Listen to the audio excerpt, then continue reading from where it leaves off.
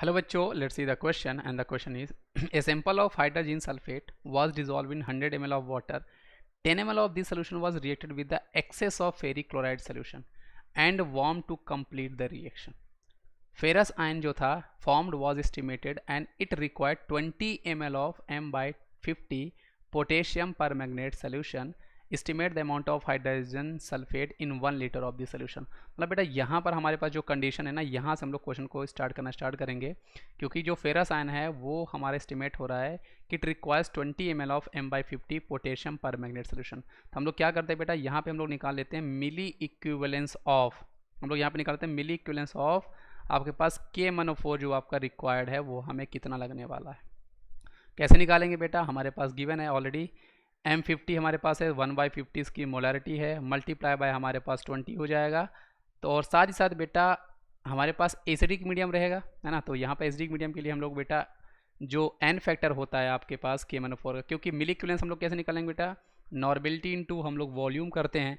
Normality हमारे पास क्या होती है बेटा, ये हमारे पास होती है मोलरिटी इंटू एन फैक्टर होती है. आपके पास MnO4 का जो है उसका जो एन फैक्टर आपके पास होने वाला है बेटा, आप रिएक्शन में देख सकते हो बेटा, ये आपका MnO4 जो है Mn2+ में कन्वर्ट हो रहा है. मतलब यहाँ पे पाँच इलेक्ट्रॉन का ट्रांसफर हुआ है, इसलिए यहाँ पर आपका एन फैक्टर 5 हो जाएगा. इसको हम सॉल्व करेंगे बेटा, तो हमारे पास यहाँ पर मिली इक्विवेलेंस आपका जो KMnO4 का आया वो हमारे पास 2 आ चुका है. 2 हमारे पास आ चुका है. अब हम लोग फर्दर क्या करेंगे बेटा, यही जो होगा यही आपको बेटा बता रहा होगा मिली इक्विवेलेंस ऑफ आपके पास Fe2+ आयन का हो जाएगा. क्योंकि जब कभी भी हमारी रिएक्शन होती है बेटा, तो आपको पता होना चाहिए जो भी हमारे रिएक्टेंट होते हैं, जो भी हमारे प्रोडक्ट बन रहे होते हैं, सभी का जो आपका ग्राम इक्विवेलेंस होता है, मिली इक्विवेलेंस होता है, वो सभी आपके सेम हुआ करते हैं. तो ये भी आपके पास 2 होने वाला है ना. अब हम लोग यहाँ से आते हैं बेटा फर्स्ट रिएक्शन में हाइड्रोजन से कंपेयर करते हैं.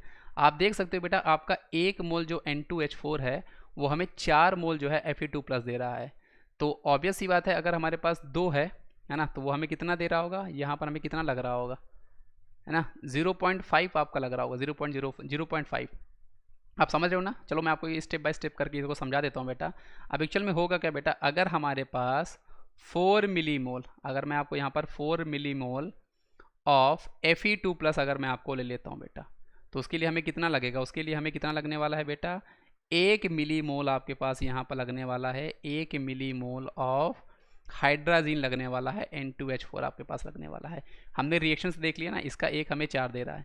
अब क्वेश्चन में हमारे पास बेटा हमने पता लगा लिया है कि हमारे पास मिलीमोल जो आपके पास बेटा Fe2+ है वो हमारे पास कितना है, ये हमने अभी भी निकालना है बेटा. हमारे पास 2 है, तो 2 के लिए हमें यहाँ पे कितना लगेगा, x. आप क्रॉस मल्टीप्लाई करके इसको सॉल्व करो तो x की वैल्यू हमारे पास कितनी आने वाली है बेटा, 2/4 आपके पास आने वाली है. मतलब ये हमारे पास कितनी हो जाएगी, 1/2 आपके पास ही होने वाली, ये आपको पता होना चाहिए. सो 1/2 हमें यहाँ पर पता लगना है बेटा millimole of hydrogen, millimole of N2H4 यहाँ पर आपको पता चल चुका है. अब इसको बेटा मैं स्पेस को यूज़ करके अब हम लोग इसको और फर्दर आगे सॉल्व करते हैं. हम लोग करते हैं क्या बेटा, हम लोग 1/2 जो आपके पास मिलीमोल्स आया है, हम लोग इसकी मोलरिटी निकाल लेते हैं. तो जब आप इसकी मोलरिटी निकाल रहे होगे बेटा, तो मोलरिटी हमारे पास क्या फॉर्मूला होता है, मोलरिटी हमारे पास होता है बेटा नंबर ऑफ मोल्स, जो कि हमारे पास यहाँ पर नंबर ऑफ मोल्स आपका आ चुका है बेटा कितना, 1/2 आ चुका है. तो मिली मोल से इसलिए 10⁻³ आपको करना पड़ेगा, डिवाइड बाय वॉल्यूम. वॉल्यूम देखो बेटा, यहाँ पर क्वेश्चन उसने हमें दे दिया है कि 10 ml of this solution was reacted. 10 ml आपका बेटा वो फेरिक क्लोराइड से रिएक्ट कर रहा है, इसलिए ये आपका 10 हो जाएगा. और जब ml होता है तो मल्टीप्लाई बाय 1000 भी आपको करना होता है. ये और ये हमारा कैंसिल आउट हो गया बेटा. 100 है, हमने 100 में से इसको भी कैंसिल आउट करोगे बेटा तो 10⁻⁻1 आएगा. तो 1/2 मतलब 0.5 को हम 10⁻⁻1 से मल्टीप्लाई करेंगे बेटा, तो हमारे पास यहाँ पर कह सकते हैं कि आपके पास 0.05 आपके पास मोलरिटी आ चुकी है. अब क्वेश्चन में वो बेटा हमसे एस्टिमेट अमाउंट ऑफ हाइड्रोजन बोल रहा है विथ रिस्पेक्ट टू 1 लीटर. तो 1 लीटर में अगर हम देखेंगे बेटा तो 0.05 कहने का मतलब क्या है कि हमारे पास 0.05 मोल आपके पास हाइड्रोजन यहाँ पे प्रेजेंट होंगे. क्योंकि मोलरिटी का अगर हमारे पास जो फॉर्मूला होता है वो number of moles divide by volume of solution होता है. अगर हमने वॉल्यूम ऑफ सोल्यूशन को 1 लीटर ले लिया है बेटा, तो आप क्या कह सकते हो, आपकी जो मोलरिटी है और आपका जो नंबर ऑफ मोल्स है वो दोनों ही आपके बेटा बराबर हो जाएंगे. Molarity and number of moles यहाँ पर आपके बराबर हो जाएंगे. तो मोलरिटी नंबर ऑफ मोल्स बराबर है, नंबर ऑफ मोल्स हमें पता चल ही चुका है बेटा. यहाँ पर अब आपको निकालना क्या है, अमाउंट. तो अमाउंट कैसे निकालोगे बेटा,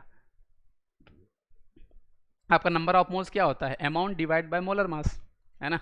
तो हमारे पास नंबर ऑफ मोल्स आपके पास 0.05 ऑलरेडी है। यहाँ पर आप इसको मोलर मास से मल्टीप्लाई कर दो बेटा। तो हमारे पास जो यहाँ पर क्वेश्चन में गिवन है ए सैंपल ऑफ हाइड्रोजन, हमें निकालना है यहाँ पर हाइड्रोजन सल्फेट, यहाँ पर हमें निकालना है बेटा।